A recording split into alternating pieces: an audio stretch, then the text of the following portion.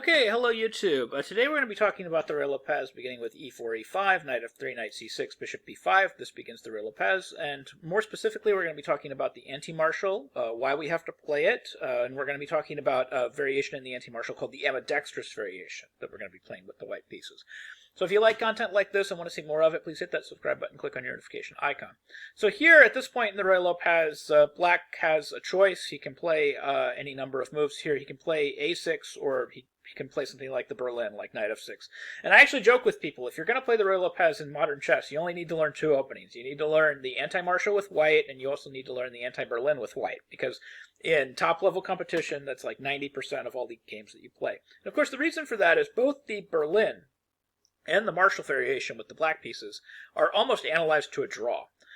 So you basically have to avoid these two openings with white, and that means that most of your games are going to be anti-marshals or anti-Berlins. So here we're going to have a6, which begins the Morphy defense, and now white needs to choose between the exchange variation and bishop a4, so bishop a4 is the main line, and there's considered a little bit more life in this position with white, with bishop a4. So here we have knight f6 threatening to play the open variation, which again, white's not terrified of. White's holding a nice slight edge in the open variation, at least according to modern theory. So castles, go ahead, play the open variation if you want. That begins with knight takes e4, d4 is the open variation. White gets his pawn back. It's not really all that frightening. Bishop e7 is the closed variation. Rook e1 holds the pawn on e4. And now here's where black threatens to play the marshal. First he kicks the bishop back, then we have bishop to b3, and now black threatens to play the marshal beginning with pawn to d5. So here I've highlighted these three moves. These are basically the three anti-marshal moves. You have h3, d4, and a4. But what's important to keep in mind is an anti-marshal is any move that still allows the knight to move to the c3 square and develop. As long as the white knight can still move to the c3 square, it's not sound for black to play the move pawn to d5. So even a move like a3 is going to be good enough to prevent the marshal. It's going to be good enough to prevent pawn to d5.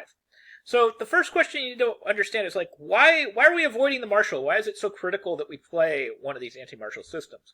Well, according to the theory right now, just so you're aware why people are avoiding it, if we play this move c3, you'll notice that as soon as we play the move c3, we haven't played d4 yet, and that means that it's still very, very awkward for our queenside to develop. The knight and bishop cannot come out, the knight can't go to c3 or d2, and this whole queenside can't develop, so it's a great time for black to open the position.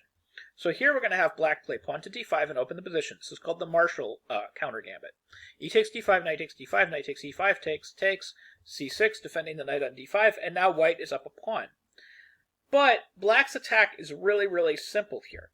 So after d4, bishop d6, rook e1, queen h4, black's just threatening mate on h2, so we have to play g3, queen h3. And now as you can see with all the arrows that I've drawn, black has a lot of play on the light squares with moves like bishop g4, queen h5, rook e8, rook e6, etc. So we're going to have white just develop very carefully to make sure we can keep defending the light squares. So we're going to have bishop e3, bishop g4, queen d3. That way we can counter bishop f3 with queen f1 so we don't get mated. Rook e8, knight d2, and now something simple like rook e6. It was also possible to play f5, but rook e6 just creates a lot of very direct threats. We're threatening rook e8. At some point we're threatening still f5 and f4, or possibly a move like g5 later on with rook h6. Obviously we can't play rook h6 right now, or g5 right now, because this bishop is still covering this diagonal. So that means that white has to be very careful about how he continues from here to make sure that he's still covering all these threats that are basically just threatening to crack open the king side and just, basically threatening, black is threatening to checkmate white at some point if white is not careful. So the only move that doesn't disrupt the apple cart is a move like a4, and then say after queen h5, now black's threats are getting a little bit more serious. We still have time to play a takes b5, but here the threats are considered dangerous enough that most players will try to play something like queen f1 here just to start bringing the queen back to cover the king side. And at this point, if black wants it, black can just force perpetual. And that's what a lot of people did with black, and that's how a lot of games ended. Black can get a perpetual with bishop h3, queen e2, bishop g4, queen f1, bishop h3, moves repeat, and even if you try to break symmetry with a move like queen d3, you can just repeat with a move like bishop f5. It is, of course, still possible to play a move like bishop d1 here and exchange queens, but in that queen exchange variation, that's also managed to end badly for white, where black has actually managed to win games from there as well. It is possible if we go back, instead of playing queen f1, we could try to play for a win with a move like knight f1, but people have ended up getting in trouble here. There was this game between Shirov and Aronian where black won again. that continued with bishop f5, queen d2, bishop back to h3, bishop d1, queen g6, bishop f3, queen f5, bishop h1, rook e8, rook e2, h5, queen c2, queen g4, rook back to e1, h4, queen d1, queen g6, queen f3, queen g6, and white resigned. And I know it sounds shocking that white would resign here. It doesn't look like there's anything bad going on. But it's just that black is now going to either be breaking through on the king side or winning white's queen. So if, for example, rook a to d1, bishop g4, and the queen is nearly trapped, queen g2, h3, and the queen is trapped. And if white retreats his queen, because obviously he needs to, his queen's going to get trapped with a move like queen to d1, h takes g3, breaks through, and the attack is very real. Black is going to be breaking through and getting mate against the white king, or white will have to give up massive amounts of material to avoid it. But either way, white is losing in this position, and white knew it, so white resigned. There's really no point in playing on.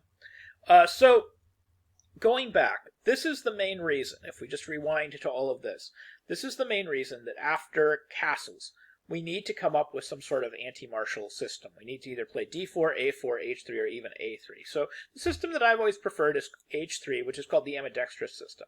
So the main idea here is it prevents d5 because our knight is allowed to come to the c3 square. So if, for example, they were to play something like d5 here and allow us to take this pawn, since our knight can come to c3, we have an advantage. We basically just have an extra pawn with everything else being equal.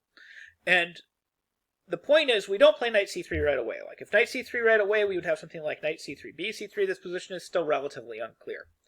But if we just simply retreat first, if we play rook e1, and now after, say, bishop d6 or bishop f6, it doesn't matter, either one, we can simply bring our knight to c3, and on knight c3, we take away from the center, and now our queenside develops naturally. We just develop our bishop on a c1, and all of our pieces are developed. We have as many open files in blacks. Everything in the position is symmetrical. The development is exactly the same. We've just taken an extra pawn and thrown it on the c3 square, and of course that can only favor white. White is just up an extra pawn with all other things being completely equal. So this is just somewhere between major advantage to decisive advantage white. So after the ambidextrous move pawn to h3, of course, black should not play the move pawn to d5.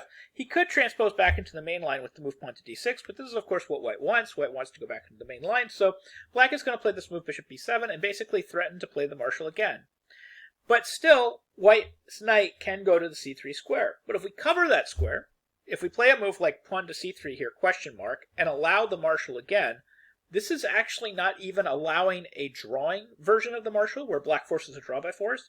This is basically a forced win for black. Black is basically winning.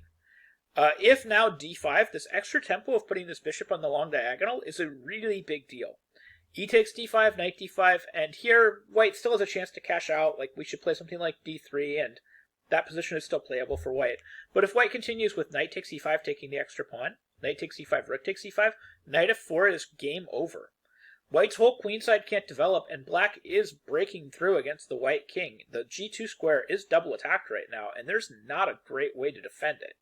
So after something like d4, knight takes g2, queen h5, bishop d6, rook g5, the whole king side's falling apart. Just queen e7, and we can't even play rook g2 because queen e1 would be mate. The whole king side is just completely falling apart for white.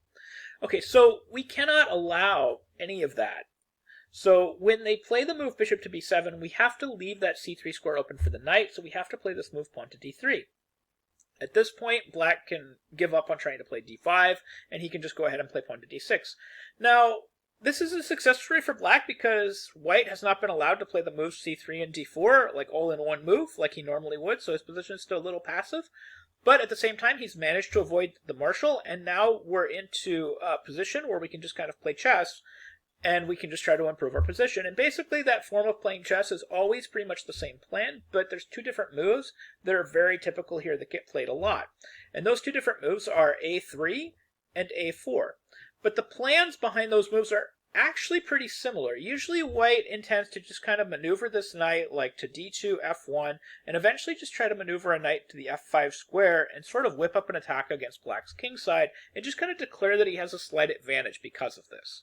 So a4 is an interesting idea, and there was a game that continued knight a5, bishop a2, We had c5, knight d2, knight back to d7, knight f1, knight b6, bishop d2, b4. You can see all these moves getting made here. a5, knight back to c8, knight e3, knight 8, a7, and then knight f5. So the game that I'm following here, if you want to take a look at the rest of this game, because it was a highly entertaining game, was a game played between Vasilin Topalov and Ruslan Ponomaryov that was played in Sofia back in 2006, which Topalov did eventually win with the white pieces. It got super complex from here. But basically, knight f5, and white has a lot of attacking chances against the black king side. And this is actually very similar in terms of ideas. If you take a look at this other move, instead of pawn to a4, we could have also pawn to a3. So we have this pawn to a3 move, and then we have knight back to b8, knight on b to d2, knight on b to d7. This is a normal type of reorganizing. It's similar to ideas in the Breyer variation, for example. We have knight f1, rook e8, and then we have knight e3. The game that I'm actually following here is Vichy Anand, who I really trust when it comes to theory. This was Anand versus Levon Aronian, played in Botvinnik Memorial back in 2011. So I like this move, knight e3, as opposed to the move that Kasparov played against Kramnik in 2003, which was bishop a2. But they both had similar ideas. Actually, in the Kasparov versus Kramnik game, Kasparov after c6, it was knight g3, bishop f8, knight f5, and Kasparov has a very slight edge here, but he wasn't able to do anything with it, and that game against Kramnik ended in a draw. Vichy, I think, was a little bit more straightforward in a lot of ways. After rook e8, instead of bishop a2, he plays knight to e3. And then we had this move h6, and then we have bishop back to a2, bishop f8, and then we have knight h2. And I've always kind of preferred this maneuver because I like the idea of bringing this knight to g4 and making this exchange happen against this f6 knight, and then eventually bringing my knight to f5, feeling like I'm just sort of getting a little bit more out of the position with white than if I hadn't maneuvered this knight back to h2 and g4, because I am letting my queen get into this attack as well. So I've always kind of preferred this version of the plan of getting the knight to f5.